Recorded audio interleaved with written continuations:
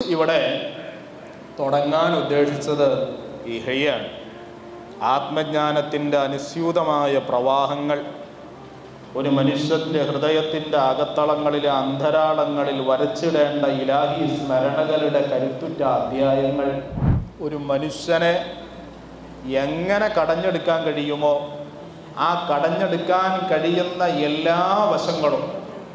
കാര്യം ഇഹ്യ സംവദിക്കുന്നത് ഹൃദയം കൊണ്ടാണ്. ഇഹ്യയുടെ രചയിതാവായ ഇമാം ഗസ്സാലി റളിയല്ലാഹു അൻഹു സംവദിക്കുന്നതും ഹൃദയം കൊണ്ടാണ്. എന്ന് പറഞ്ഞാൽ അള്ളാഹുവിലേക്ക് ലയിക്കാനുള്ള നൂല് നല്ല പട്ടുവസ്ത്രമായി നെയ്യാനുള്ള നൂലുണ്ടാക്കുന്ന പ്രവർത്തനം ചെയ്യുന്ന ശുദ്ധമായ ഖുർആൻ പറഞ്ഞില്ലേ, റമദാൻ മാസം കഴിയുമ്പോൾ പള്ളിയിലെ ഉസ്താദന്മാർ ലാ തകൂനു കല്ലത്തി നഖദത് ഗസലഹ മിൻ ബഅദി ഖുവ്വത്തി അൻകാസ പറഞ്ഞു. സൽപ്രവർത്തനം ചെയ്തിട്ട് അത് നശിപ്പിച്ച് കളയുന്നതുമായി ബന്ധപ്പെട്ട് ഉപമ പറഞ്ഞപ്പോൾ അവിടെ ഖുർആൻ പറഞ്ഞത് നല്ല മനോഹരമായി പട്ടുനൂൽ കൊണ്ട് പട്ടുവസ്ത്രം നെയ്യുന്ന ഒരു പെണ്ണിൻ്റെ ഉപമയാണ്. ശുദ്ധമായ റമദാനിലെ നിസ്കാരം, നോമ്പ്, ഖുർആനായത്തുകൾ, ഇതുമായി ബന്ധപ്പെട്ട കാര്യങ്ങളൊക്കെ പട്ടുനൂൽ കൊണ്ട് പട്ടുവസ്ത്രം നെയ്യുക എന്ന് പറഞ്ഞതുപോലെ ഒരു മനുഷ്യൻ്റെ ഹൃദയത്തിൻ്റെ കോണുകളെ അള്ളാഹുവാകുന്ന സാന്ദ്ര സംഗീതത്തിലേക്ക് കോർത്തിണക്കാൻ കഴിയുന്ന അതിൻ്റെ മനോഹരമായ മീട്ടുന്ന തന്ത്രികളുടെ നൂൽക്കമ്പി അത് നെയ്തു തന്ന ആളാണ് ബഹുമാനപ്പെട്ട ഇമാം ഗസ്സാലി റളിയല്ലാഹു അൻഹു. ഈ കൂട്ടത്തിൽ ഇപ്പോൾ ഹജ്ജ് ചെയ്ത ആളുകളുണ്ടാവും. ഹജ്ജ് ചെയ്ത ആളുകളോട് നീ ഹാജി ആയോ എന്ന് ചോദിച്ചാൽ നെഞ്ചത്ത് കൈവച്ചിട്ട് ഞാൻ ഹാജിയാണ് എന്ന് പറയാൻ പറ്റുന്ന ഒരു ഹാജി ഈ കൂട്ടത്തിലുണ്ടാവും. ലോകത്തെ ഏതെങ്കിലും ഒരു ഹാജിക്ക് സ്വന്തം പറയാൻ പറ്റുമോ ഞാൻ ഹാജിയാണ്? പറയാൻ പറ്റുമോ? ഇത് പറയാൻ പറ്റൂല. ഒരാൾ നിസ്കരിച്ചിട്ടുണ്ട്, അയാൾ നിസ്കരിച്ചതുമായി ബന്ധപ്പെട്ടിട്ട് എടാ നീ നിസ്കാരക്കാരനാണ്, അള്ള പറഞ്ഞ മുത്തുനബി പറഞ്ഞ നിസ്കാരം ഞാൻ നിർവഹിച്ചിട്ടുണ്ട്, അത് പൂർണ്ണമായി സ്വീകരിച്ചിട്ടുണ്ട് എന്ന് ഇപ്പം ഇശാ നിസ്കരിച്ചിട്ട് വന്നതാണ് നിങ്ങളുടെ കൂട്ടത്തിൽ എത്ര പേർക്ക് പറയാൻ പറ്റും? പറയാൻ പറ്റുമോ? പറയാൻ പറ്റൂല. കഴിഞ്ഞ റമദാൻ അല്ലെങ്കിൽ കൊല്ലം തികയുമ്പോൾ എന്ത് കൊടുത്തിട്ടുണ്ടാവും? സക്കാത്ത് കൊടുത്തിട്ടുണ്ടാവും. അത് കബൂലാക്കിയിട്ടുണ്ട് എന്ന് എത്ര പേർക്ക് പറയാൻ പറ്റും? ഉംറ ചെയ്തവരോട് ഞാൻ ഉംറ ചെയ്തിട്ടുണ്ട്, ആ ഉംറ കൃത്യമാണ്, അത് സ്വീകരിച്ചിട്ടുണ്ട് എന്ന് എത്ര ആൾക്ക് പറയാൻ പറ്റും? ആർക്കും പറയാൻ കഴിയില്ല അല്ലേ? എന്നാൽ ഇപ്പം നിങ്ങൾ ഈ സദസ്സിൽ വന്നിരുന്നു, ഈ സദസ്സ് മുടങ്ങൂല്ല. ഇന്നിവിടെ തുടങ്ങുന്ന ഈ ദർസ് എൻ്റെ മരണം വരെ ഞാൻ മുടങ്ങാതെ കൊണ്ട് നടക്കും എന്ന ഒരു തീരുമാനം എടുത്താൽ ഈ സദസ്സിൽ നിന്ന് പിന്തിരിഞ്ഞു പോകുമ്പോൾ ലക്ഷങ്ങൾ മുടക്കി ഹജ്ജ് ചെയ്ത് ഹാജിയായി എന്ന് ഉറപ്പിച്ച് ഒരാൾക്ക് വ്യക്തിപരമായി പറയാൻ കഴിയാത്ത മറ്റേത് അമലുകളോട് ചേർത്ത് പറഞ്ഞാലും പറയാൻ കഴിയാത്ത കാര്യം ഒരു കാര്യം പറയാൻ പറ്റും. ഞാൻ ഈ ദുനിയാവിൽ നിന്ന് വിട പറയുമ്പോൾ ബദറിലും ഉഹദിലും ഖന്തക്കിലും അടക്കം പരിശുദ്ധമായ ദീനുൽ ഇസ്ലാമിൻ്റെ പോരാട്ട വീര്യവുമായി കടന്നു പോവുക തിരു സഹാബത്ത് അല്ലെങ്കിൽ പരിശുദ്ധമായ ദീനുൽ ഇസ്ലാമിന് വേണ്ടി പിടഞ്ഞു വീണ ഒരു ഷഹീദിൻ്റെ പ്രതിഫലത്തിനാണ് ഞാൻ മരിക്കുക എന്ന് പറയാൻ പറ്റും. ഒരു ഷഹീദായി മരിക്കാൻ പറ്റുക, ഒരു ബ്ലേഡ് എടുത്ത് കയ്യിൽ കോറിയിടാതെ, ഒരു ഒരു ഒരു സൂചി കൊണ്ട് കയ്യിലൊന്ന് കുട്ടിച്ചിട്ട് ഒരു അല്പം രക്തം പുറത്തേക്ക് വരുത്താതെ, ഒരു വേദന പോലും സഹിക്കാതെ ഞാൻ ഷഹീദിൻ്റെ കൂലി കിട്ടിയിട്ട് ഷഹീദിന് സമാനമായിട്ട് ഈ ലോകത്ത് നിന്നും മരിക്കുള്ളൂ എന്ന് ഇന്ന് തുടങ്ങുന്ന ഈ ദർസ് നിങ്ങളുടെ ജീവിതത്തിൽ എല്ലാ മാസവും കൃത്യമായിട്ട് നിങ്ങൾക്ക് ഈ 2 ദിവസം കൊണ്ടു നടക്കാൻ പറ്റിയാൽ നിങ്ങൾക്ക് ഉറപ്പിച്ച് പറയാൻ പറ്റും. ഒന്ന്. രണ്ടാമത്തത്, ഈ ദർസ് മുടങ്ങാതെ ഞാൻ കൊണ്ടുനടക്കുമെന്ന് പറഞ്ഞാൽ ഞാൻ നടന്നു പോകുന്ന ഇടങ്ങളിലൊക്കെ എൻ്റെ തലക്ക് മുകളിൽ മലക്കുകൾ ചിറക് എനിക്ക് വിരിച്ചു തരുന്നുണ്ട് എന്ന് ഉറപ്പിച്ച് നിങ്ങൾക്ക് പറയാൻ പറ്റും. അതാണ് ഇതുകൊണ്ട് ഉണ്ടാകുന്ന ബെനിഫിറ്റ്. എന്താ കാര്യം? ഇപ്പം ഇന്ന് ദർസ് തുടങ്ങിയാണ്. ഈ ദർസ് മുടങ്ങാതെ നിങ്ങൾ കൊണ്ടുനടക്കാൻ ഈ മുടങ്ങാതെ കൊണ്ടു നടക്കുമ്പോൾ നിങ്ങളൊരു മുതഅല്ലിം എന്ന് പറയുന്ന ഒരു പരിധിയിലേക്ക് വരികയാണ്. ഒരു മുതഅല്ലിം എന്ന് പറയുന്ന പരിധിയിലേക്ക് നിങ്ങൾ വന്നു കഴിഞ്ഞാൽ, മുതഅല്ലിമായിരിക്കെ ഒരാൾ മരിച്ചാൽ അയാളുടെ സ്ഥാനം ഷഹീദന്മാരുടെ കൂടെയാണ്. മുഹമ്മദുർ റസൂലുള്ളാഹി. ഒരു മുതഅല്ലിം നടന്നു പോകുന്നിടത്ത് അള്ളാഹുവിൻ്റെ റഹ്മത്തിൻ്റെ മലക്കുകൾ ചിറക് വിരിച്ചു തരുമെന്ന് മുഹമ്മദുർ റസൂലുള്ളാഹി. ഒരു മുതഅല്ലിം, നിങ്ങളൊക്കെ വെള്ളിയാഴ്ച നിങ്ങളുടെ അതാത് മഹല്ലുകളുടെ പള്ളികളിൽ 6 അടി മണ്ണിൽ കഴിഞ്ഞുകൂടുന്ന വാപ്പയുടെ ഖബർ സിയാറത്ത് ചെയ്യുന്നവരായിരിക്കും, ഉമ്മയുടെ ഖബർ സിയാറത്ത് ചെയ്യുന്നവരായിരിക്കും. കഴിഞ്ഞ വെള്ളിയാഴ്ച വരെ വാപ്പാൻ്റെ ഉമ്മാൻ്റെ ഖബർ സിയാറത്ത് ചെയ്തിട്ട് ഞാൻ ചെന്നതുകൊണ്ട് വാപ്പാക്കും ഉമ്മാക്കും ഖബറിലെ ഗുണം കിട്ടിയിട്ടുണ്ട് എന്ന് എത്ര പേർക്ക് പറയാൻ പറ്റും? പറയാൻ പറ്റൂല. ഇനി അടുത്ത വെള്ളിയാഴ്ച നിങ്ങൾ വെള്ളിയാഴ്ച പോയി നോക്കിയേ, നിങ്ങൾ അതിലൂടെ നടന്നു പോകുമ്പോൾ വാപ്പാക്കും ഉമ്മാക്കും പുറത്തു കൊടുക്കും, മറ്റ് പല ഖബറാളികൾക്കും പുറത്തു കൊടുക്കും. മുഹമ്മദുർ റസൂലുള്ളാഹി. ഒരു മുതഅല്ലിം നടന്നു പോകുന്നത് കൊണ്ടുള്ള ഗുണം. ഞാൻ ഒരുപാട് തൊഴിലിന് പോകുന്നു, ഒരുപാട് ജോലി എടുക്കുന്നു, എൻ്റെ വീട്ടിൽ ദാരിദ്ര്യം മാറുന്നില്ല, എൻ്റെ വീട്ടിൽ പട്ടിണി മാറുന്നില്ല, രണ്ടറ്റം കൂട്ടിമുട്ടിക്കാൻ കഴിയുന്നില്ല, ജോലി പണിയൊക്കെ ഉണ്ട്, ഒരു ബറക്കത്തില്ല. മുതഅല്ലിമുള്ള വീട്ടിൽ ബറക്കത്തുണ്ടാകുമെന്ന് മുഹമ്മദുർ റസൂലുള്ളാഹ്. പട്ടിണി ഉണ്ടാകില്ലെന്ന് മുഹമ്മദുർ റസൂലുള്ളാഹ്. ദാരിദ്ര്യം ഉണ്ടാകില്ലെന്ന് മുഹമ്മദുർ റസൂലുള്ളാഹ്. നിങ്ങൾ കേട്ടിട്ടില്ലേ 2 സ്വഹാബികളുടെ ചരിത്രം? ഒരാൾ മുത്തുനബിയുടെ ദറസിൽ ഇതുപോലെ സുഫത്തിൻ്റെ അഹലുകാരായി വന്നിരുന്ന ആളാണ്, മറ്റേ ആള് പണിക്ക് പോകുന്ന ആളുമാണ്. ഈ പണിക്ക് പോകുന്ന, ഇപ്പോൾ ചേട്ടനിയന്മാരുണ്ടാവും, അനിയൻ പഠിക്കാൻ പോകുന്നുണ്ടാവും, ചേട്ടൻ അധ്വാനിക്കാൻ പോകുന്നുണ്ടാവും, അപ്പോൾ നിങ്ങളൊക്കെ വീട്ടിലുണ്ടാവും. അപ്പം അങ്ങനെ ജ്യേഷ്ഠനായ വ്യക്തി ജോലിക്ക് പോകുന്നു. ഒരു ദിവസം നബി തങ്ങളുടെ അടുത്ത് വന്നിട്ട് ഇയാൾ പറയാണ്, നബിയെ, ഞാൻ രാവിലെ മുതൽ വൈകുന്നേരം വരെ കിടന്ന് കഷ്ടപ്പെടും. ഈ കഷ്ടപ്പെട്ടിട്ട് ഞാൻ ഇതുവരെ അധ്വാനിച്ചിട്ട് എൻ്റെ വീട്ടിലെ കാര്യങ്ങൾ ഞാൻ ഒറ്റയ്ക്ക് അധ്വാനിച്ച് നടക്കുന്നില്ല. എൻ്റെ അനിയനാണെങ്കിലോ രാവിലെ എഴുന്നേറ്റ് സുനിസ്കാരത്തിന് നേരെ ഈ പള്ളിയിലേക്ക് വന്നാൽ സുഫത്തിൻ്റെ അയലുകാരുടെ കെട്ടിലേക്ക് കയറി ഇരുന്നാൽ പിന്നെ അവന് രാത്രി ആയാൽ നോക്കിയാൽ മതി. അവനും കൂടെ എൻ്റെ കൂടെ അധ്വാനിക്കാൻ വേണ്ടിയിട്ട് ഇറങ്ങിയാൽ അൽഹംദുലില്ലാ വീട്ടിലെ കാര്യങ്ങളൊക്കെ ഒന്ന് ഭംഗിയായി, ആ വരുമാനം കൂടെ ഒന്ന് ഉപയോഗപ്പെടുത്തിയാൽ വീട്ടിലെ കാര്യങ്ങളൊക്കെ ഒന്ന് ഭംഗിയായി കിട്ടിയേനെ എന്ന് ആര് പറഞ്ഞു? മുത്തുനബിയോട് ആദരവായ തിരുനബി സല്ലല്ലാഹു അലൈഹി വസല്ലമ തങ്ങളോട് ഈ സ്വഹാബി പറഞ്ഞ വാക്കാണ്. ശ്രദ്ധിക്കുന്നുണ്ടോ നിങ്ങളിവിടെ? ഈ സ്വഹാബി പറഞ്ഞ വാക്കാണ്. ഇപ്പം നബി തങ്ങൾ അയാളോട് പറഞ്ഞ മറുപടി എന്താണെന്നറിയോ? എടാ, രാവിലെ എഴുന്നേറ്റ് നീ പണിക്ക് പോയിട്ട്, ആ പണിക്ക് പോയിട്ട് നിനക്ക് ക്യാഷ് കിട്ടുന്നുണ്ടല്ലോ, നിനക്ക് വരുമാനം ഉണ്ടാകുന്നുണ്ടല്ലോ, നിനക്ക് തൊഴിലുണ്ടാകുന്നുണ്ടല്ലോ, ഇതൊക്കെ ലഅല്ലക തുർസഖു ബിഹി, ഇവിടെ ഓതി പഠിക്കുന്ന ആ മുതഅല്ലിമിനെ കൊണ്ടാണ്, അവൻ നിന്റെ കുടുംബത്തിൽ മുതഅല്ലിമായിട്ടുള്ളത് കൊണ്ടാണ് നിനക്ക് അല്ലാഹു ഭക്ഷണം തരുന്നത് എന്ന് മുഹമ്മദ് മുസ്തഫ സല്ലല്ലാഹു അലൈഹി വസല്ലമ തങ്ങൾ പറഞ്ഞു എന്ന് ഹദീസിൽ കാണാം. അപ്പോൾ ഒരു മുതഅല്ലിം വീട്ടിലുണ്ടെങ്കിൽ വീട്ടുകാർക്ക് ഭക്ഷണം കിട്ടും. എന്നാലും നമ്മൾ തന്നെ മുതഅല്ലിമാണെങ്കിലോ, അപ്പോൾ പിന്നെ നമ്മുടെ കച്ചവടം ഉഷാറായി, നമ്മുടെ തൊഴിൽ ഉഷാറായി, നമ്മുടെ ജീവിതമാർഗം ഭംഗിയായി, കുടുംബത്തിന് സമാധാനമായി, റാഹത്തായി, ഫറഹായി, സുറൂറായി, സലാമത്തായി, സക്കീനത്തായി, തുമഈനത്തായി, എല്ലാ ഖൈറും ബറക്കത്തും അല്ലാഹു തരും. അതിനൊരു സംവിധാനമാണ് പൊതുജനങ്ങൾക്കായിട്ട് ഈ നാട്ടിലെ അഹ്ലു സുന്നയുടെ നേതൃത്വങ്ങളെല്ലാവരും ഒരു ബാനറും ഒരു കൊടിയടയാളവും ഒന്നുമില്ലാതെ, ഇൽമിൻ്റെ വിഷയത്തിൽ അങ്ങനെയാണ് ഇതിൻ്റെ സംസ്ഥാന നേതൃത്വവും കേന്ദ്രവും ഒക്കെ വലിയ ബഹുമാനപ്പെട്ട സുൽത്താനുൽ ഉലമ പോലത്തെ മഹാരഥന്മാർ നമുക്ക് നിർദ്ദേശിച്ച ഇൽമ പഠിക്കുക, എല്ലാ നാട്ടിലും മുതഅല്ലിമീങ്ങൾ ഉണ്ടാകുക, നമ്മൾ തന്നെ മുതഅല്ലിമാകുക. ഇപ്പം നിങ്ങൾ മനസ്സിലാക്കേണ്ടത്, ഞാനിപ്പോൾ എന്തിനാ പൊതുജനങ്ങൾക്കായി ഒരുക്കി വച്ചിരിക്കുന്ന ഈ മജ്ലിസിലേക്ക് പോയിട്ട് എന്ത് ഗുണം കിട്ടാനാണ്? ഗുണം നിൻ്റെ വീട്ടിൽ ബറക്കത്തുണ്ടാവും, നീ മുതഅല്ലിമായി മാറും. നീ നടന്നു പോകുന്ന വഴിയിൽ നിൻ്റെ തലയ്ക്ക് മുകളിൽ എന്തുണ്ടാകും? മലക്കുകൾ ചിറക് വിരിച്ചിട്ട് ഉണ്ടാകും. പാപ്പായോ ഉമ്മായോ മരണപ്പെട്ടിട്ടുണ്ടെങ്കിൽ വെള്ളിയാഴ്ച ദിവസം ആ ഖബറിൻ്റെ ചുവട്ടിലേക്ക് എത്തുമ്പോഴേക്ക് അവരുടെ ഖബർ സന്തോഷമായിപ്പോയി. ഇനി ഒന്നും അല്ലെങ്കിൽ മരിക്കുന്ന സമയത്ത് ഷഹീദിന്റെ പ്രതിഫലം ലഭിച്ചുകൊണ്ട് മരിക്കാം. അതിനാണ് ഇത് എനിക്ക് വേണ്ടിയിട്ടാണ് ഈ ദറസ് എന്നുള്ളൊരു ബോധം മനസ്സിൽ വന്നിട്ട്, ഇനിയിപ്പോൾ വയത് പരിപാടിക്ക് വന്നില്ലെങ്കിലും ഇനി മറ്റ് സംഘടിപ്പിക്കുന്ന ഏത് മജ്ലിസിന് വന്നില്ലെങ്കിലും ഈ മജ്ലിസ് മുടങ്ങാൻ പാടില്ല, ഇത്രയൊക്കെ ഗുണവശങ്ങളുള്ള മേഖലയാണ് എന്ന് കരുതിക്കൊണ്ട് എല്ലാവരും വന്നു ചേരുക.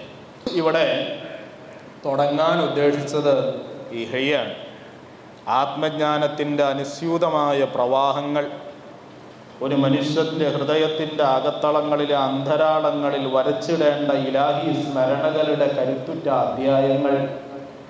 വിശദീകരിച്ച് പറഞ്ഞാൽ ഏറെ പറയാനുണ്ട്, ഞാൻ അതിലേക്ക് കടക്കുന്നില്ല. ഒരു മനുഷ്യനെ എങ്ങനെ കടഞ്ഞെടുക്കാൻ കഴിയുമോ ആ കടഞ്ഞെടുക്കാൻ കഴിയുന്ന എല്ലാ വശങ്ങളും, കാര്യം ഇഹ്യ സംവദിക്കുന്നത് ഹൃദയം കൊണ്ടാണ്. ഇഹ്യയുടെ രചയിതാവായ ഇമാം ഗസ്സാലി റളിയല്ലാഹു അൻഹു സംവദിക്കുന്നതും ഹൃദയം കൊണ്ടാണ്. ഗസ്സാലി എന്ന് പറഞ്ഞാൽ നൂലുണ്ടാക്കുന്ന ഒരാൾ എന്നുള്ള ഗസ്സാലി ഇമാമിൻ്റെ ഒരു ബൈത്തിൽ തന്നെ കാണാം. അത് നൂല് നോക്കുന്ന ഒരാൾ എന്ന അർത്ഥത്തിനാണ്. എന്ന് പറഞ്ഞാൽ അള്ളാഹുവിലേക്ക് ലയിക്കാനുള്ള നൂല്, നല്ല പട്ടുവസ്ത്രമായി നെയ്യാനുള്ള നൂലുണ്ടാക്കുന്ന പ്രവർത്തനം ചെയ്യുന്ന, ശുദ്ധമായ ഖുർആൻ പറഞ്ഞില്ലേ, റമദാൻ മാസം കഴിയുമ്പോൾ പള്ളിയിലെ ഉസ്താദന്മാർ ലാൽ തകൂനു കല്ലത്തി നഖദത് ഗസലഹാ മിൻ ബഅദി ഖുവ്വത്തി അൻകാസ എന്നാ പറഞ്ഞത്. സൽപ്രവർത്തനം ചെയ്തിട്ട് അത് നശിപ്പിച്ച് കളയുന്നതുമായി ബന്ധപ്പെട്ട് ഉപമ പറഞ്ഞപ്പോൾ അവിടെ ഖുർആൻ പറഞ്ഞത് നല്ല മനോഹരമായി പട്ടുനൂൽ കൊണ്ട് പട്ടുവസ്ത്രം നെയ്യുന്ന ഒരു പെണ്ണിൻ്റെ ഉപമയാണ്. ശുദ്ധമായ റമദാനിലെ നിസ്കാരം, നോമ്പ്, ഖുർആനായത്തുകൾ, ഇതുമായി ബന്ധപ്പെട്ട കാര്യങ്ങളൊക്കെ പട്ടുനൂൽ കൊണ്ട് പട്ടുവസ്ത്രം നെയ്യുക എന്ന് പറഞ്ഞതുപോലെ ഒരു മനുഷ്യൻ്റെ ഹൃദയത്തിൻ്റെ കോണുകളെ അള്ളാഹുവാകുന്ന സാന്ദ്ര സംഗീതത്തിലേക്ക് കോർത്തിണക്കാൻ കഴിയുന്ന, അതിൻ്റെ മനോഹരമായ മീട്ടുന്ന തന്ത്രികളുടെ നൂൽക്കമ്പി അത് നെയ്തു തന്ന ആളാണ് ബഹുമാനപ്പെട്ട ഇമാം ഗസ്സാലി റളിയല്ലാഹു അൻഹു. ബഹുമാനപ്പെട്ടവരെയാണ്, അവിടുത്തെ ഇഹിയയാണ്, ഹൃദയം കൊണ്ടാണ് ഇഹിയ സംസാരിക്കുന്നത്. അപ്പോൾ ഹൃദയത്തിൽ നിന്ന് ഹൃദയത്തിലേക്കാണ് അത് കൈമാറേണ്ടത്. മറ്റ് കിതാബുകൾ ഓതുന്നത് പോലെ ഒന്നുമല്ല, ഹൃദയം കൊണ്ടാണ്. ഞാനിപ്പോൾ നിങ്ങളോട് ഒരുപാട് ഇവിടെ പലവട്ടം വന്ന് വഅദ് പറഞ്ഞിട്ടുണ്ട്, പലവട്ടം വന്ന് വഅദ് പറഞ്ഞിട്ടുണ്ട്. എൻ്റെ പ്രസംഗം നിങ്ങൾ കേട്ടിട്ടുണ്ടാകും.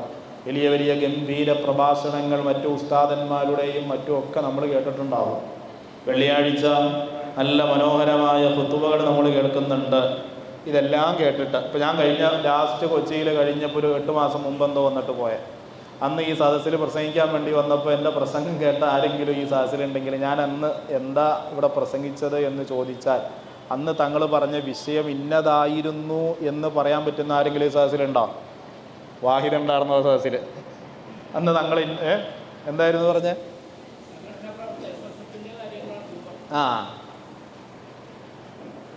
അതാ പറഞ്ഞല്ലേ.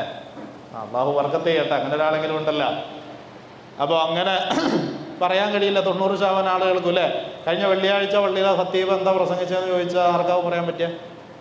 കഴിഞ്ഞ വെള്ളിയാഴ്ച ഖത്തീബിൻ്റെ നമ്മൾ വഅദ് കേൾക്കുന്നുണ്ട്, പ്രസംഗം കേൾക്കുന്നുണ്ട്, ഓൺലൈൻ മജ്ലിസിലിരിക്കുന്നുണ്ട്, എല്ലാം കേൾക്കുന്നുണ്ട്. പക്ഷേ ഇതെല്ലാം കേട്ടിട്ടും നമ്മുടെ മനസ്സിലിരിക്കുന്നില്ല. ഇവിടെ നമ്മുടെ മനസ്സിൽ ഇരിക്കുന്നില്ല. അതിൻ്റെ കാരണം എന്താണെന്നറിയോ? കേൾക്കുന്ന നമ്മൾ മാനസികമായി പ്രാപ്തരല്ല, പറയുന്ന ഞാനോ അത്രത്തോളം പ്രാപ്തനുമല്ല. അതുകൊണ്ട് ഹൃദയം കൊണ്ട് സംസാരിക്കുന്നില്ല എന്ന കാരണം കൊണ്ടാണ്. ഹൃദയം കൊണ്ട് സംസാരിച്ചാൽ നമ്മുടെ മനസ്സിലിരിക്കും, നമ്മൾ ഇബാദത്തെടുക്കും. അതുപോലെ നിങ്ങൾ ദറസ് നടത്തുന്ന സമയത്ത് ആയിരക്കണക്കിന് ആളുകൾ വഅദ് കേട്ടിട്ട് മരിച്ചു വീണു എന്ന് പറഞ്ഞ ചരിത്രം നമ്മൾ കേട്ടിട്ടുണ്ട്. ആയിരങ്ങൾ മുസ്ലിമീങ്ങളായി മാറി എന്ന് പറഞ്ഞ ചരിത്രം നമ്മൾ കേട്ടിട്ടുണ്ട് അല്ലേ. എന്നാൽ നമ്മൾ സമകാലിക യുഗത്തിൽ ആ ഉസ്താദിൻ്റെ പ്രസംഗം കേട്ടിട്ട് ഇത്ര ആൾ മുസ്ലിമായി എന്ന് പറയാൻ ആരെങ്കിലും കേട്ടിട്ടുണ്ടോ? ഇല്ല. ഞാനൊരു ചെറിയൊരു പ്രഭാഷകനാണ്. തങ്ങളുടെ പ്രസംഗം കേട്ടിട്ട് ഒരാൾ മുസ്ലിമായെന്ന് ചോദിച്ചാൽ ഒരാൾ മുസ്ലിമായ സംഭവം എനിക്ക് ഓർമ്മയുണ്ട്. എൻ്റെ വലിപ്പം പറയാൻ വേണ്ടിയിട്ടല്ലാത്തതുകൊണ്ട് ഞാനത് പറയുന്നില്ല. എന്നാലും അതുകൊണ്ട് വലിയ ഫലമൊന്നും ഉണ്ടായിട്ടില്ല എന്ന് പറയാനാണ് എനിക്ക് ആഗ്രഹം. അതിൻ്റെ കാരണം എന്താണ്? ഹൃദയം കൊണ്ട് സംസാരിക്കാൻ കഴിയുന്നില്ല എന്നതാണ്. ഹൃദയം കൊണ്ട് സംസാരിച്ചാൽ സൈനുദ്ദീൻ മഖ്ദൂം റളിയല്ലാഹു അൻഹു പറയുന്നുണ്ട്, അവിടുത്തെ യഹിയ പഠിക്കാൻ വേണ്ടി ഉപമിക്കുന്ന കൂട്ടത്തിൽ സൈനുദ്ദീൻ മഖ്ദൂം റളിയല്ലാഹു അൻഹു അവിടെ നിന്ന് പറഞ്ഞത്, നിങ്ങൾ ഗസാലി ഇമാമിൻ്റെ യഹിയ പഠിക്കണം.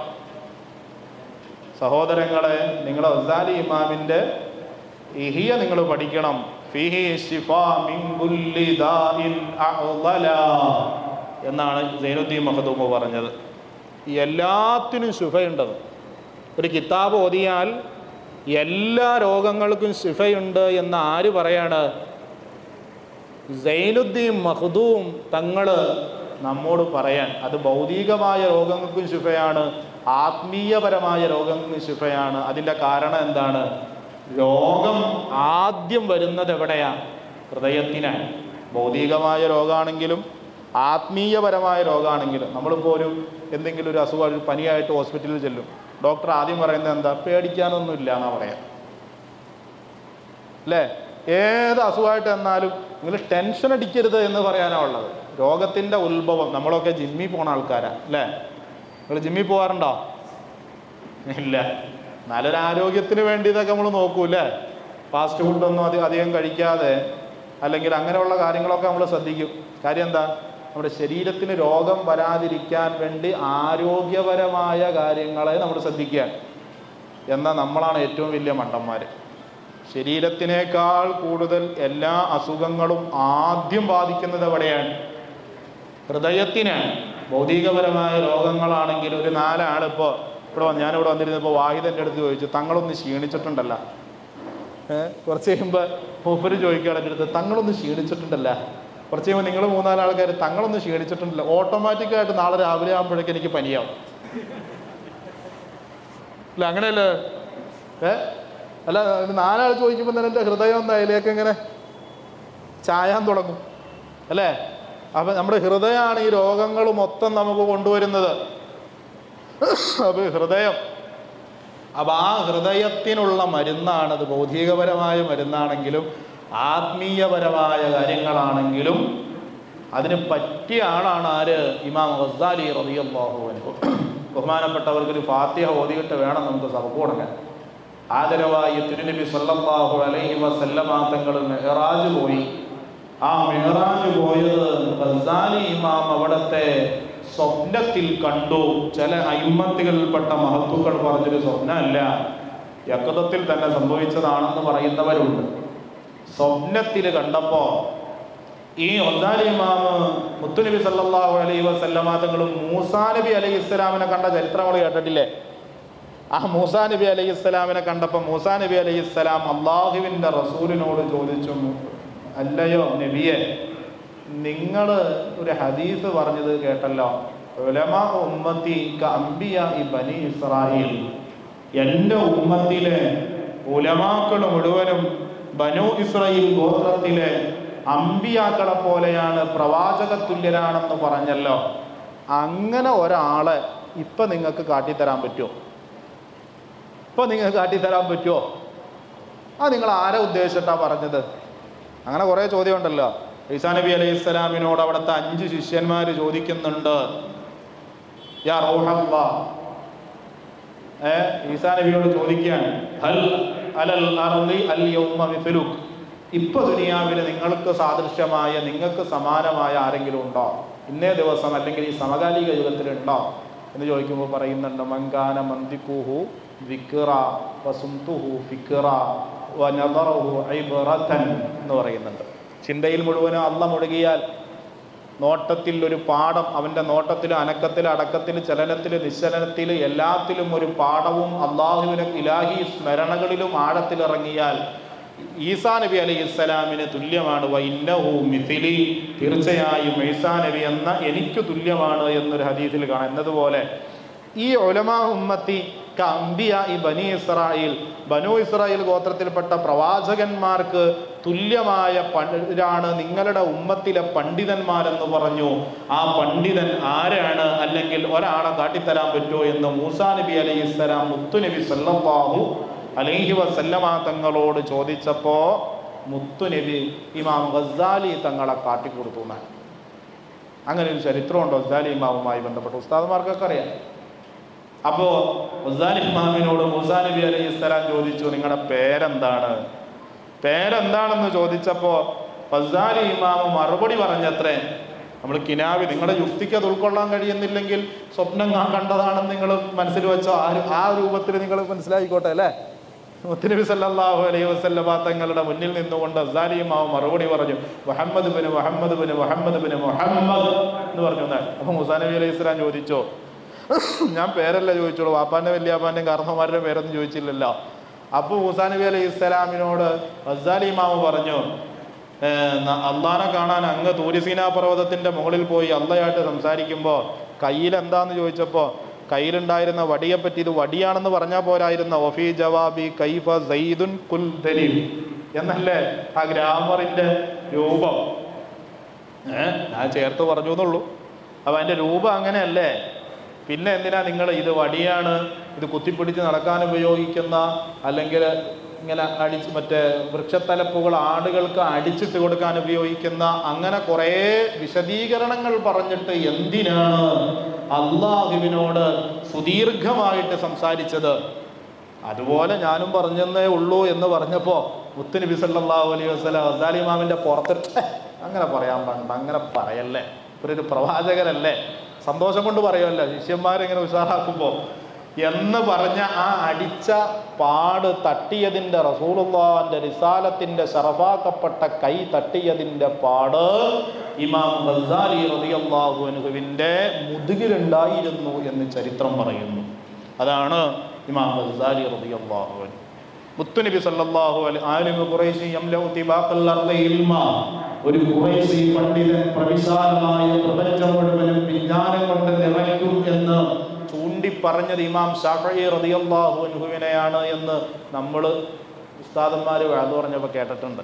അപ്പം എന്ന് പറഞ്ഞതുപോലെ ആ ഇമാം ഗസാലി റളിയല്ലാഹു അൻഹുവിൻ്റെ രചനയാണ്, ഒരുപാട് രചനകൾ. ഏത് കിതാബ് എടുത്ത് നോക്കിയാലും അയ്യുഹൽ വലദ് എന്ന് പറഞ്ഞ് കുട്ടികൾക്ക് ഓതി കൊടുക്കുന്ന ചെറിയൊരു കിതാബുണ്ട്. ഞാൻ ഇന്ന് ഇഹി അങ്ങനെ നോക്കുമ്പോൾ അയ്യുഹൽ വലദ് എന്ന് മറിച്ചു നോക്കി. തുടക്കം തന്നെ ഒരാളെ അള്ളാഹു സ്വീകരിച്ചിട്ടുണ്ടെങ്കിൽ അതിൻ്റെ ലക്ഷണം എന്താണ് എന്നാണ് പറഞ്ഞു തുടങ്ങുന്നത്. ഒരു കുട്ടി കുറേ ഇൽമു പഠിച്ചിട്ട് എനിക്ക് ഉപകാരപ്രദമായ ഇൽമ ഏതാണെന്ന് ഉസ്താദ് പറഞ്ഞു തരണമെന്ന് പറഞ്ഞപ്പോൾ അയ്യുഹൽ വലദ്, പൊന്നുമോനെ എന്ന് വിളിച്ചിട്ട് മറുപടി കൊടുത്ത ജവാബുകൾ സമാഹരിച്ച കിതാബാണത്. ചെറിയ കിതാബാണ്, ഉസ്താദന്മാരുടെ ഭാഷയിൽ ചെറുത് എന്ന് പറയാനുള്ളത്. എന്നാൽ അതിനകത്ത് ഉൾക്കൊണ്ടിരിക്കുന്ന ഉള്ളടക്കം വായിച്ചാൽ തന്നെ മതി ഒരാൾ ഔലിയാവൻ, ഒരാൾക്ക് വിലായത്ത് അത് ഉൾക്കൊണ്ട് ജീവിച്ചാൽ മതി. അപ്പോൾ ഞാൻ പറഞ്ഞു വരുന്ന അങ്ങനെ യഹിയ എഴുതിയ ഗസാലി ഇമാമുമായി ബന്ധപ്പെട്ട, എന്തിനപ്പോൾ യഹിയ സംസ്ഥാന നേതൃത്വം തിരഞ്ഞെടുത്ത് നിങ്ങളുമായി ബന്ധപ്പെടുത്തി നിങ്ങൾക്ക് ദർസ് നടത്തി തരണം എന്ന് പറയാനുള്ള കാര്യം എന്താണ്? അതിനെ ഉസ്താദിനെ പോലെയുള്ള നേതൃത്വങ്ങളൊക്കെ വളരെ ഭംഗിയായി, നമ്മളൊന്നും സബക്കെടുക്കുന്ന പോലെ ആയിരിക്കില്ല, ഇവരൊക്കെ നല്ല ആഴത്തിൽ ദർസ് കാഫി ഉസ്താദൊക്കെ നിങ്ങൾക്ക് എടുത്തു തരും.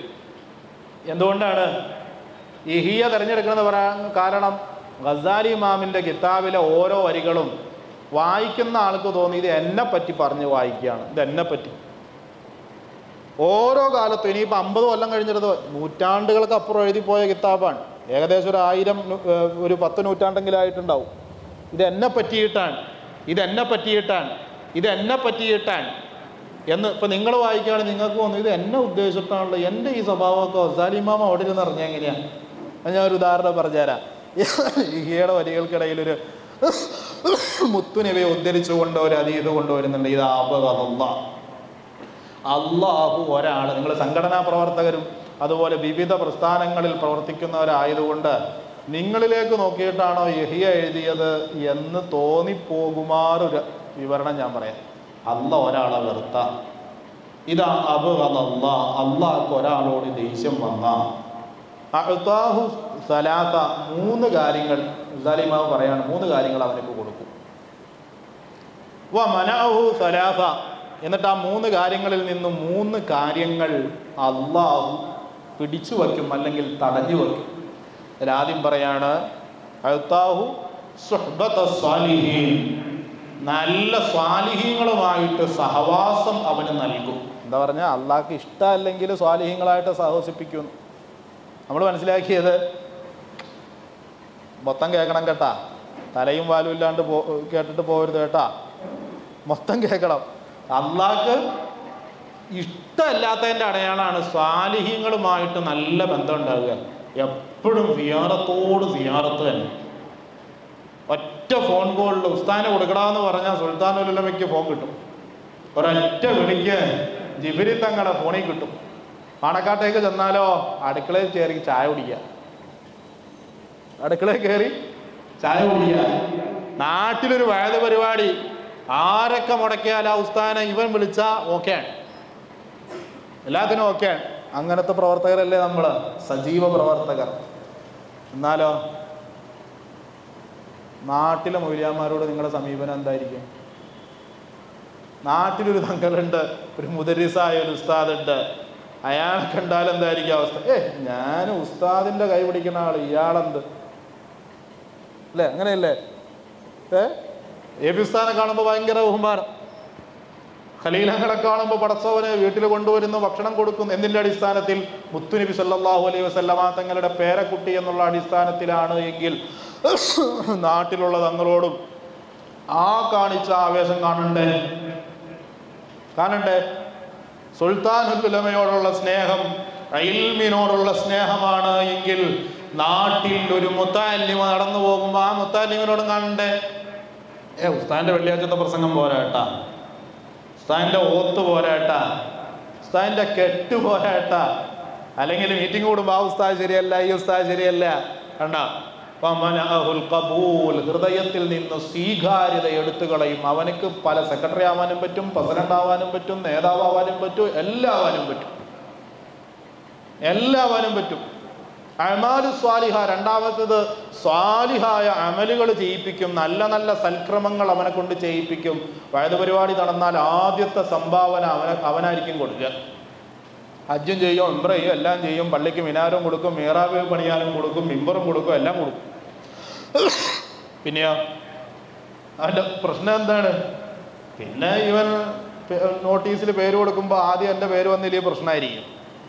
മിമ്പർ കൊടുത്ത ആള് ഉസ്താദ് ദുആ ചെയ്യുമ്പോൾ എൻ്റെ പേര് എടുത്തു പറഞ്ഞ് ദുആ ചെയ്തില്ല എന്ന് പറഞ്ഞാൽ അവൻ പ്രശ്നം ഉണ്ടാവും.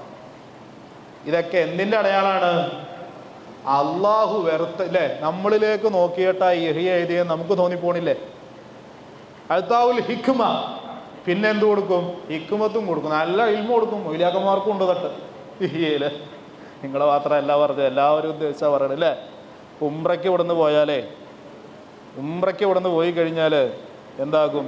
ഹജറുൽ അസ്വദിൻ്റെ അവിടെ അങ്ങോട്ട് ചെല്ലുമ്പോണ്ടല്ലോ, പടച്ചവനെ കെട്ടിപ്പൊതിച്ച് പൊതിഞ്ഞ് ഹജറുൽ അസ്വദ് പോലെ തന്നെ പൊതിഞ്ഞ് കൊണ്ടുപോയി ഉമ്മമാരെ പെങ്ങന്മാരെ ഉസ്താദ് കൊണ്ടുപോയി മുത്തിച്ചാലേ അൽഹംദുലില്ലാ 30 ആളായിട്ട് പോയ ആള് അടുത്ത ഉംറയ്ക്ക് ആരെങ്കിലും ഉണ്ടോ? 15 ദിവസം കഴിഞ്ഞ് തിരിച്ചു വന്നാൽ അടുത്ത ഫ്ലൈറ്റിലേക്ക് കാലെടുത്ത് വെച്ചാൽ മതി, 60 ആളായിട്ട് പോവാം. ഹിക്മത്തല്ലേ? കാര്യം ഇവിടെ നാട്ടിൽ വന്നിട്ട് പറയുമല്ല അയൽവാസിനെ, പടച്ചവനെ എടി ഉംറയ്ക്ക് പോവാണെങ്കിൽ ആ ഉസ്താദിൻ്റെ കൂടെ പോകണം.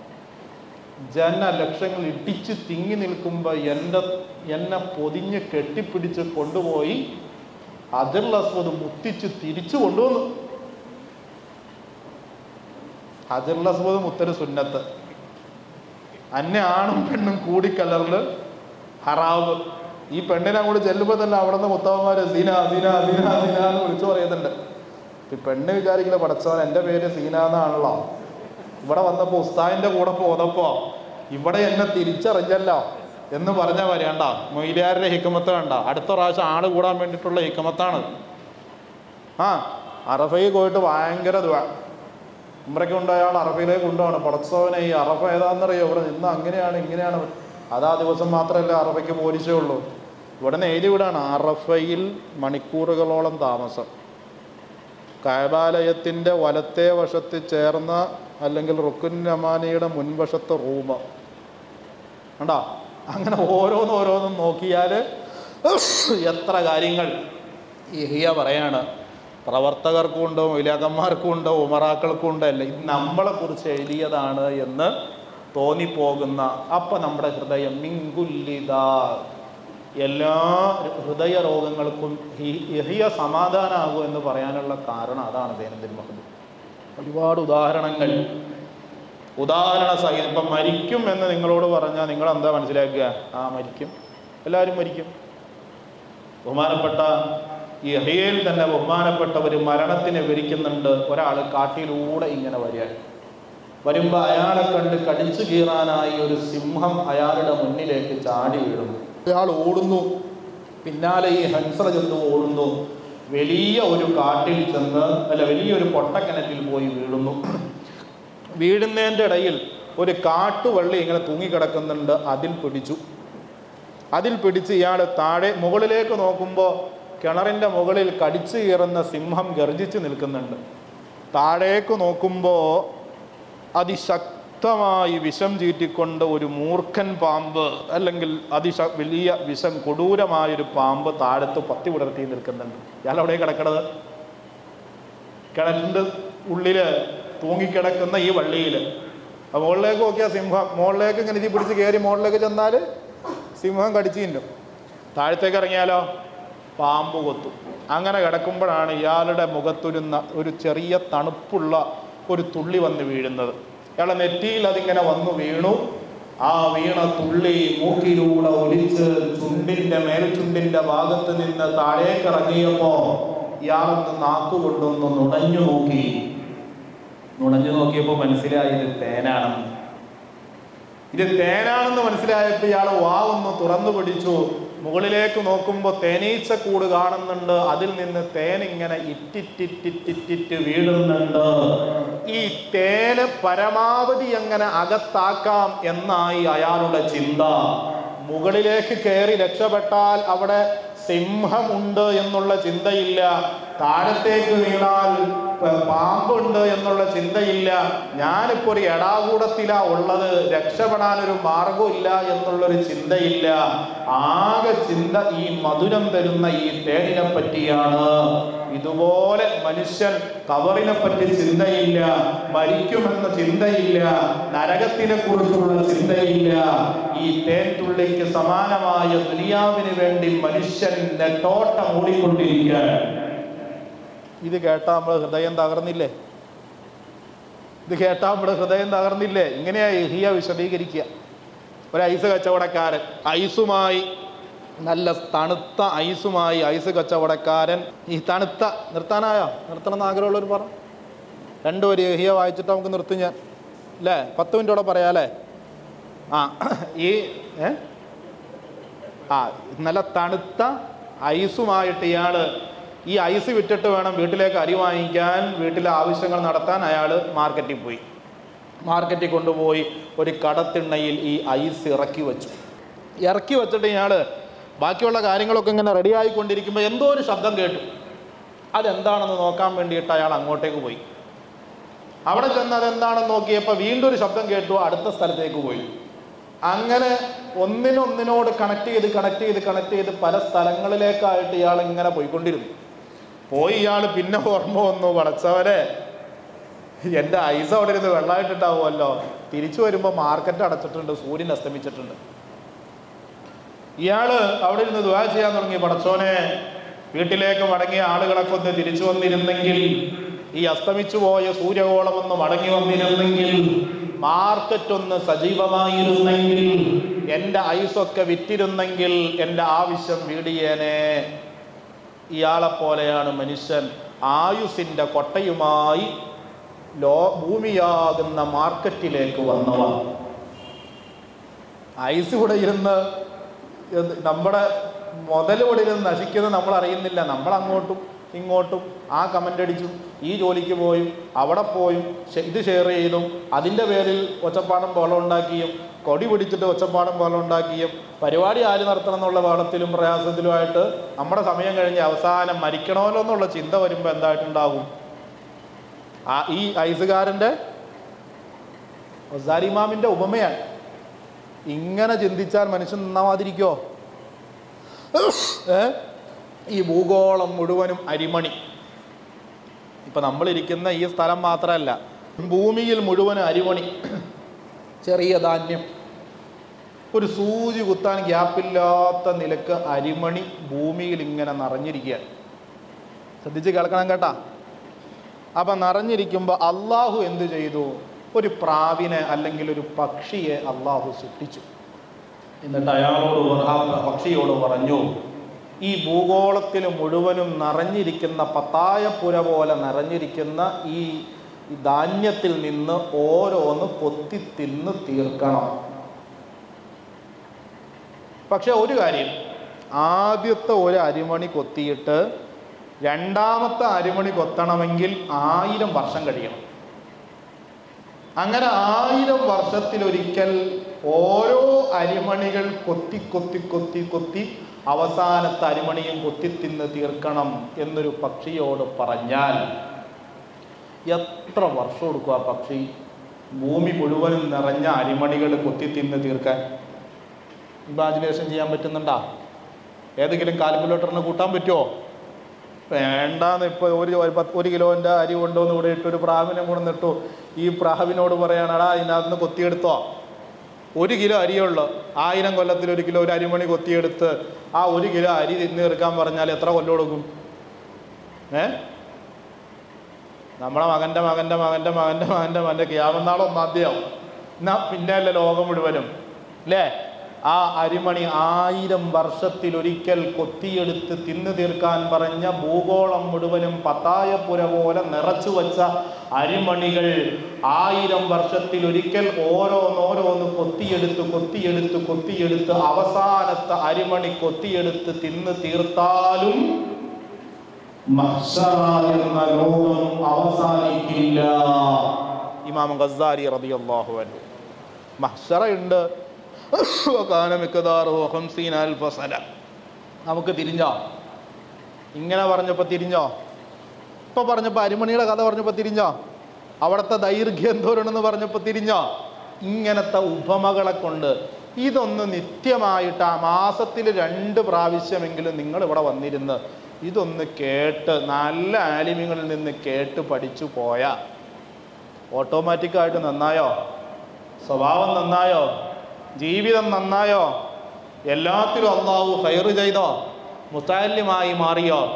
ഇത് പഠിക്കാനാണ് 4 കാണ്ഡങ്ങളാക്കി രചിക്കപ്പെട്ട ബഹുമാനപ്പെട്ട ഇഹ്യാ ഉലൂമുദ്ദീൻ ഇവിടെ ആദ്യത്തെ ദിവസം തുടങ്ങി വയ്ക്കുന്നത്. ഗസാലി ഇമാം ഇതൊക്കെ എഴുതി, ഇതെല്ലാം എഴുതി ബഹുമാനപ്പെട്ടവർ ബഗ്ദാദിൽ 400 തലേക്കെട്ട് കെട്ടുന്ന മുതഅല്ലിമീങ്ങളുമായിട്ട് ഇർഷാദുൽ യാഫഈ നോക്കിയാൽ കാണാം.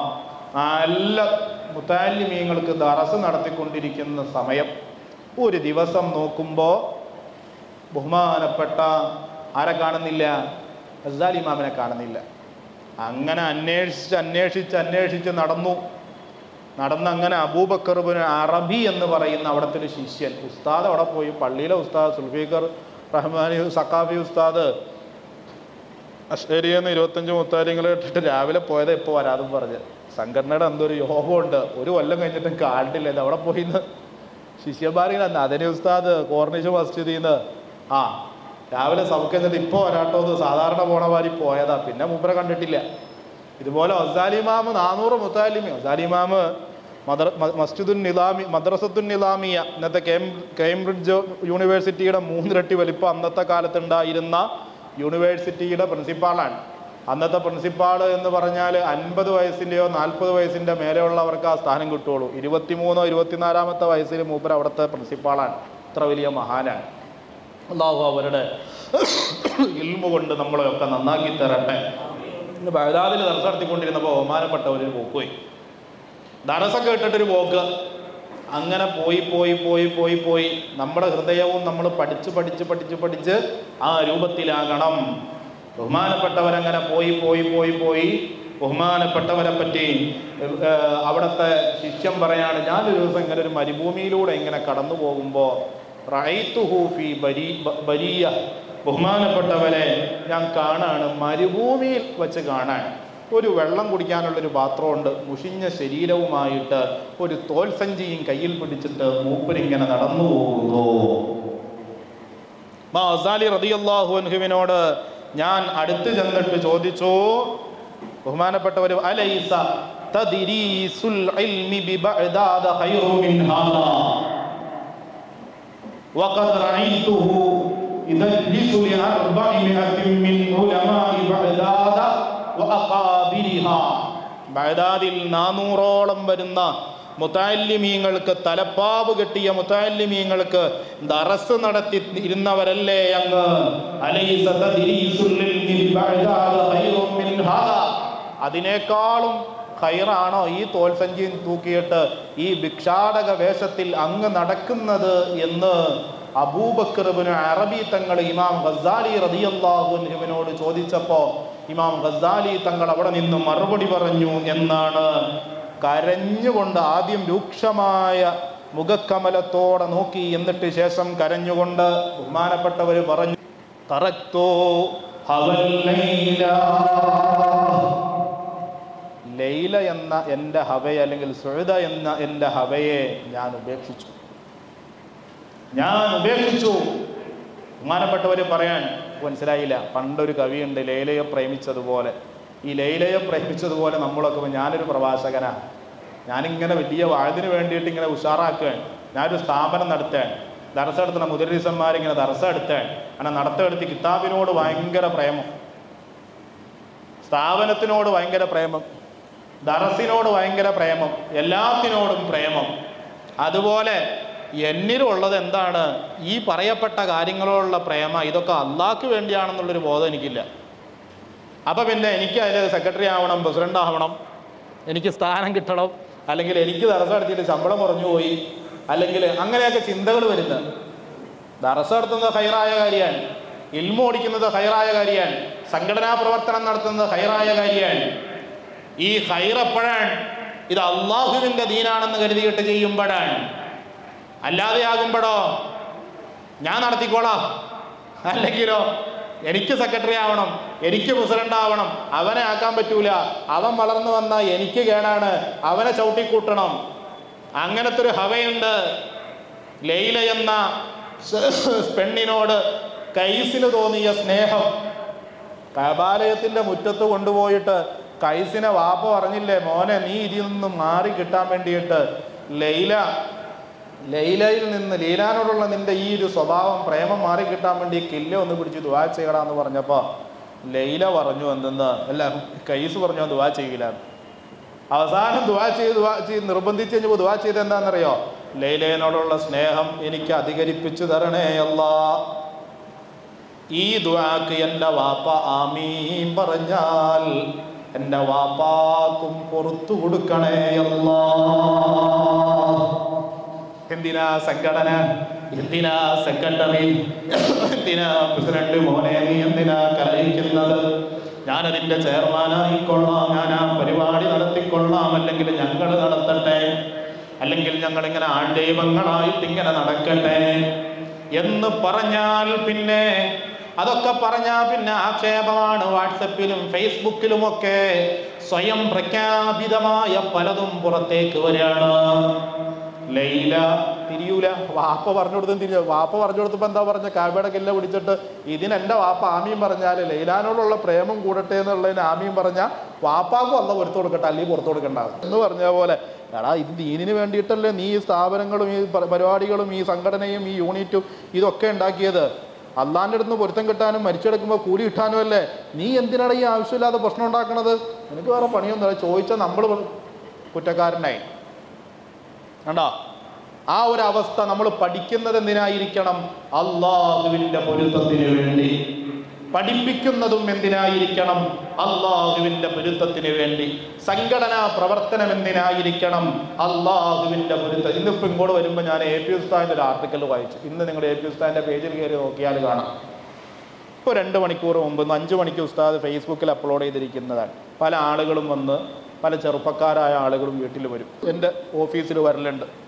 അവരൊക്കെ നല്ല ജോലി കിട്ടാൻ വേണ്ടി എന്നോട് ദുആ ചെയ്യാൻ പറയലുണ്ട്. എന്തിനാ? ഒരിക്കലും ഞാനൊരാളോട് ചോദിച്ചു, എന്തിനാ മോനെ ജോലി കിട്ടുന്നത്? ജോലി കിട്ടിയാൽ നല്ല കുടുംബത്തിൽ നിന്ന് നല്ല കല്യാണ ആലോചന വരും. എന്തിനാ നല്ല കല്യാണ ആലോചന കിട്ടിയിട്ട്? അപ്പോൾ എനിക്ക് വിവാഹം കഴിച്ചാൽ മക്കളുണ്ടാകും, മക്കളെ നല്ല വിദ്യാഭ്യാസം കൊടുക്കാൻ പറ്റും. അപ്പൊ നല്ല വിദ്യാഭ്യാസം നേടിയിട്ട് എന്തിനാണ് നല്ല വിദ്യാഭ്യാസം നേടുന്നതെന്ന് ചോദിച്ചപ്പോൾ അവൻ പറഞ്ഞ മറുപടിയാണ്, നല്ല ജോലി കിട്ടും, ജോലി കിട്ടിയാൽ നല്ല ശമ്പളം കിട്ടും, ശമ്പളം കിട്ടിയാൽ നല്ല പെണ്ണിനെ കിട്ടും, പെണ്ണിനെ കിട്ടിയാൽ മക്കളുണ്ടാകും, സുഖമായിട്ട് ജീവിക്കാൻ. എ പി ഉസ്താദ് പറയാണ്, വിദ്യാഭ്യാസത്തിന്റെ മർമ്മപ്രധാനമായ കാര്യത്തിൽ നിന്ന് ജനങ്ങൾ വഴുതിപ്പോയിരിക്കുന്നു എന്ന് പറഞ്ഞതുപോലെ അതിൻ്റെ മർമ്മം തിരിച്ചറിഞ്ഞിട്ട് നമ്മൾ സംഘടനാ പ്രവർത്തനം നടത്തുന്നതും നമ്മൾ അതിൽ പ്രാപ്തരായ ആളുകൾ, അള്ളാഹു തൗഫീക്ക് കൊടുത്ത ആളുകൾ നേതൃത്വത്തിലേക്ക് വരാതിരിക്കട്ടെ. നമ്മളിതെല്ലാം ചെയ്യുന്നത് എന്തിനു വേണ്ടിയിട്ടാണ്? അള്ളാഹുവിൻ്റെ പൊരുത്തത്തിന് വേണ്ടിയിട്ടാണ്. ഇന്ന ഹൗലൽ അർശി മനാബിറ, അള്ളാഹുവിൻ്റെ അർശിൻ്റെ ചുറ്റും ഒരുപാട് മിമ്പറുകളുണ്ട്. അലൈഹാ ഖൗമുൻ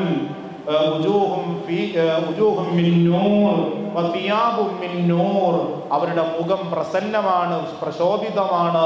അവരുടെ ശരീരം ഉണ്ടല്ലോ, വസ്ത്രം പളപള മിന്നുന്നുണ്ട്. അവർക്കിരിക്കാൻ വേണ്ടിയിട്ട് അള്ളാഹു അർശിന്റെ ചുറ്റും മിമ്പറുകൾ, സിംഹാസനങ്ങൾ ഒരുക്കി വച്ചിരിക്കുന്നു. ആരാണെന്ന് ചോദിച്ചപ്പോ മുത്തുനബി സല്ലല്ലാഹു അലൈഹി വസല്ലം മറുപടി പറഞ്ഞു, ആ സിംഹാസനത്തിൽ ഇരിക്കുന്നവർ ഹും മുത്തജാലിസൂന ഫില്ലാഹ്, ഹും മുതഹാബൂന ഫില്ലാഹ്, ഹും മുതദാവിലൂന ഫില്ലാഹ്, ഹും മുതസാവിറൂന ഫില്ലാഹ്. നിങ്ങൾ പൊതുജനങ്ങൾക്കായി തുടങ്ങുന്ന ഇഹിയയുടെ ദറസിൽ എന്തിനാണ് ഇവിടെ വന്നിരുന്നത് എന്ന് ചോദിച്ചാൽ അള്ളാഹുവിനെ ഇഷ്ടപ്പെട്ട്. എന്തിനാണ് ഞാൻ യൂണിറ്റിന്റെ സെക്രട്ടറി ആയത്? അള്ളാഹുവിൻ്റെ പൊരുത്തത്തിന്. എന്തിനാണ് ഞാൻ സ്വാഗത സംഘത്തിന്റെ ആളായത്? അള്ളാഹുവിൻ്റെ പൊരുത്തത്തിന്. അല്ലാതെ ഇതിനോടൊന്നും, ഞാനിപ്പോൾ ദറസ് നടത്തുന്ന ആളാണ്, എനിക്കിങ്ങനെ ദറസിനോട് മാത്രം, ദറസ് ഇങ്ങനെ ഉഷാറാക്കി, എൻ്റെ ദറസ് നല്ല ഉഷാറാണ്, എൻ്റെ നാട്ടിൽ ഏറ്റവും കൂടുതൽ കുട്ടികൾ പഠിക്കുന്ന ദറസ് എൻ്റെ ആണെന്ന് പറയണം. അതിനുവേണ്ടി നടത്തിയാൽ അതാണ് ബഹുമാനപ്പെട്ട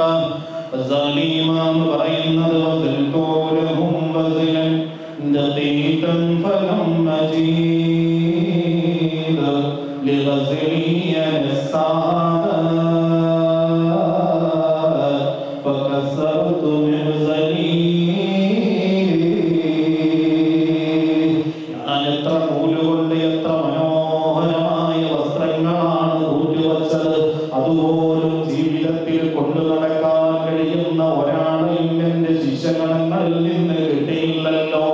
ഞാൻ നൂലുകൊണ്ട് കോർത്തിരുന്ന ആ നൂല് കോർക്കാൻ ഉപയോഗിക്കുന്ന യന്ത്രമുണ്ടല്ലോ, അത് ഞാൻ ചവിട്ടി പൊട്ടിച്ചിട്ടാണ് അവിടെ നിന്ന് ഇറങ്ങിപ്പോകുന്നത്. അതുകൊണ്ട് നമ്മുടെ ഹൃദയത്തിലെ അശുദ്ധ ചിന്തകളൊക്കെ മാറ്റിവെച്ചിട്ട് നന്മയുടെ പക്ഷത്തേക്ക് വരാൻ, അള്ളാഹുവിന് പൊരുത്തപ്പെട്ട അടിമയായി മാറാൻ, അള്ളാഹുവിനെ ഇഷ്ടപ്പെട്ട അടിമയായി മാറാൻ, എല്ലാം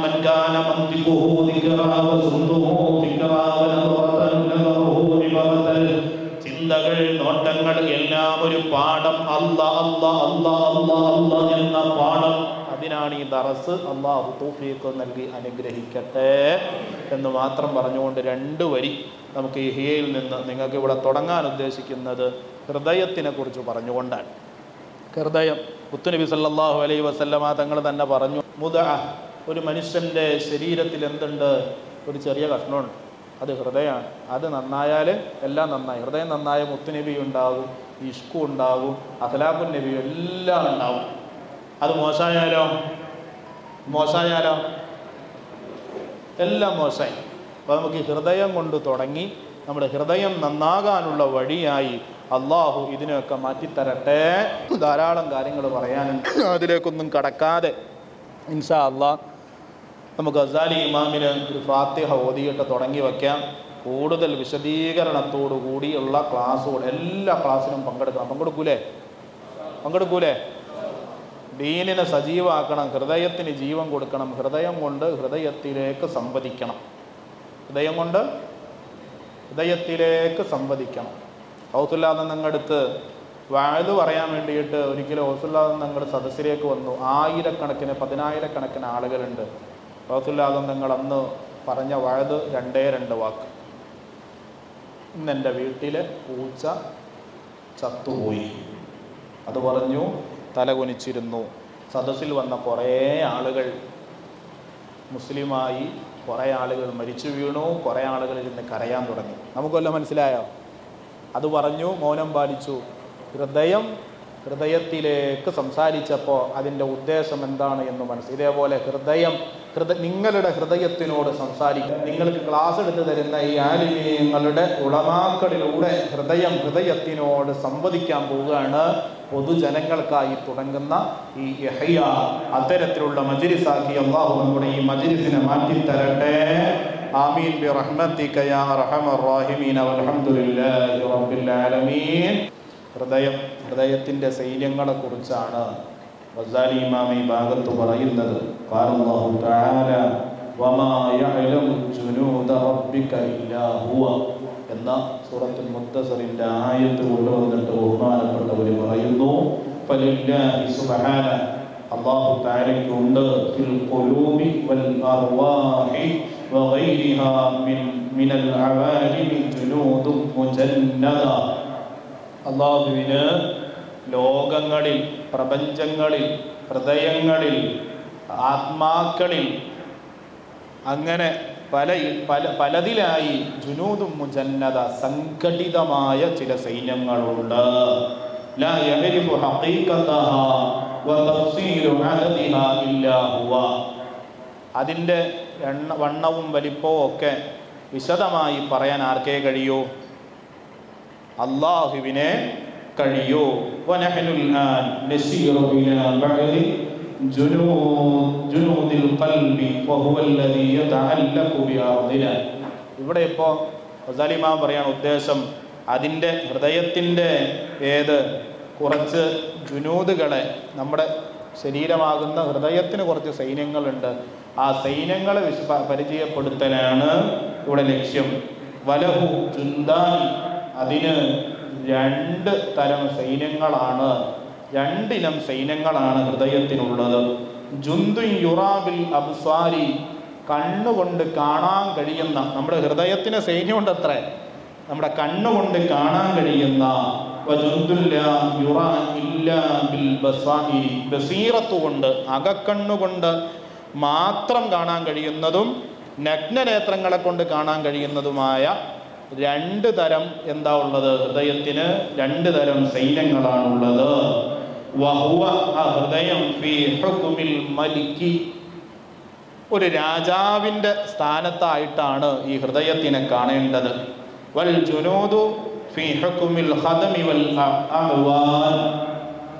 ഈ ഹൃദയത്തിൻ്റെ സൈന്യം എന്ന് പറഞ്ഞാൽ ഈ ബാക്കിയുള്ളതൊക്കെ, അതായത് രാജാവിൻ്റെ സ്ഥാനത്താണ് ഹൃദയമുള്ളത്.